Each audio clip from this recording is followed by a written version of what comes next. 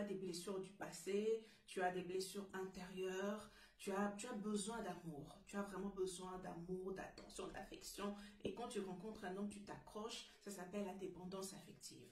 À un certain moment, tu vas penser que si cette personne quitte ta vie, tu ne pourras même pas vivre, tu as besoin de lui pour vivre, tu as besoin de lui pour te réaliser, tu as besoin de lui pour accomplir pour réaliser tes projets. C'est comme si sans cette personne-là auquel tu t'attaches, la vie n'a plus de sens. C'est vrai qu'on doit aimer, mais lorsque tu t'accroches à l'excès, ça porte un nom, c'est la dépendance affective. Je vais vous illustrer ça avec des images. Je vais prendre une bouteille d'eau. Imagine une personne qui arrive dans ta vie.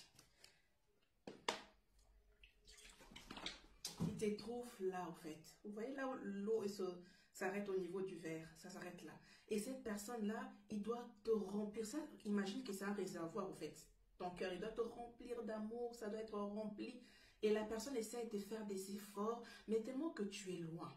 C'est pas évident pour lui. À un certain moment de la relation, ça peut créer des clashs. Ça peut créer des incompréhensions, des tensions dans la relation, des mal-être dans la relation, de l'insatisfaction dans la relation. Parfois, la cause est juste qu'il y a l'un des partenaires qui souffre de la dépendance affective. Alors que si, regardez, alors que si tu étais déjà, attendez, ton réservoir d'amour était déjà là, vous voyez là où l'eau s'arrête.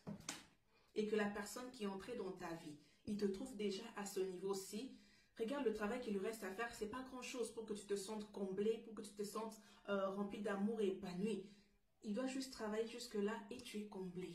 Voilà. Et une autre chose que j'allais dire, il faut pas attendre que quelqu'un d'autre puisse te remplir de l'amour, au fait. Il faut comprendre que c'est toi-même qui dois essayer de te nourrir de l'amour, de te remplir. C'est une grande tâche que d'attendre à l'autre qui puisse pallier des vides. Il y a quelqu'un qui a dit, le vide dans ton cœur porte la forme de Jésus.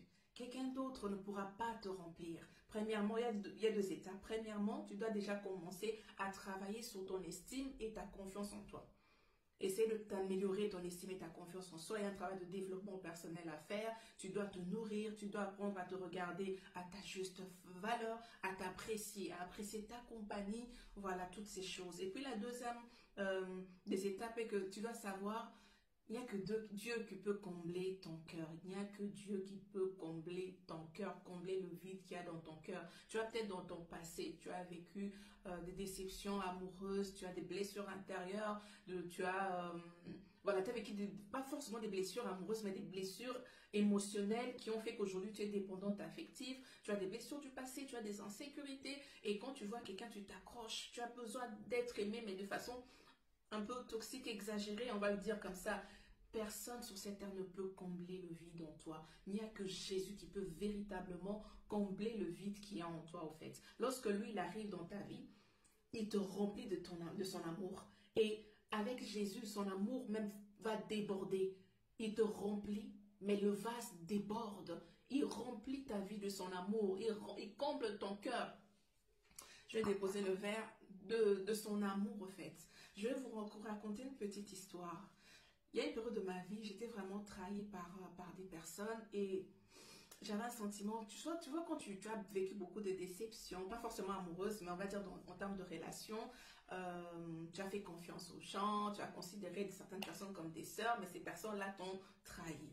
Donc, je me sentais un peu amère, on va dire. Et un jour, le Seigneur m'a visité. Il m'a fait grâce de sentir à quel point il m'aimait. Au fait, généralement, lorsque je suis triste ou que il y a quelque chose qui se passait auquel je me sens pas bien, le Seigneur me parle, en fait. Il me console, il me dit des choses, il me parle.